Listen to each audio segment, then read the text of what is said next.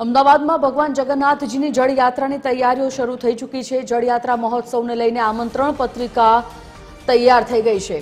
જેઠ સુદ પૂનમ એટલે કે 11 જૂનના રોજ યોજાશે જળયાત્રા। ત્યારે સાબરમતી સોમનાથ ભૂદરના આરે જળ પૂજા કરવામાં આવશે। 108 કુંભમાં જળ લાવીને ભગવાનનો જીએસ્ટ અભિષેક કરવામાં આવશે।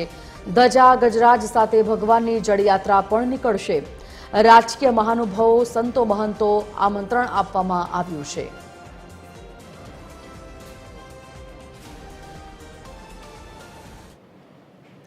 अभिषेक सिंह वाघेला फोनलाइन पर संवाददाता जोड़ाई गया है। अभिषेक, जे प्रकारे जळयात्रानी तैयारीओ रंगेचंगे करी देवामां आवी छे, पत्रिकाओ तैयार थई गई है, संतो महंतो ने राजकीय महानुभावोने पण आमंत्रण पाठवी देवामां आव्युं छे।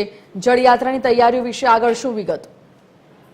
बिल्कुल संजीवनी बात करें तो भगवान जगन्नाथनी 148મી રથયાત્રા જે છે તેનું આયોજન જે છે તે કરવામાં આવી રહ્યું છે।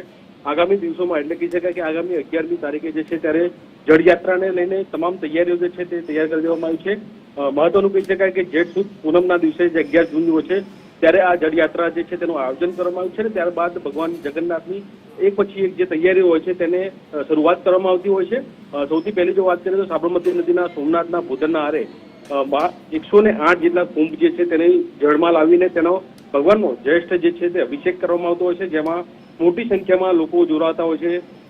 સાથે વાત કરવામાં આવે તો ધજા પતાકા સાથે ગજરાજ સાથે ભગવાન જગન્નાથની જે યાત્રા જે છે તે કાઢવામાં આવતી હોય છે, જેમાં મહત્વનું કે રાજકીય મહાનુભાવો જે છે, સંતો મહંતો જે છે તે લોકોને આમંત્રણ આપવામાં આવતું હોય છે અને તેને લઈને અત્યારે હાલ જે પત્રિકા જે છે તે તૈયાર કરવામાં આવી છે।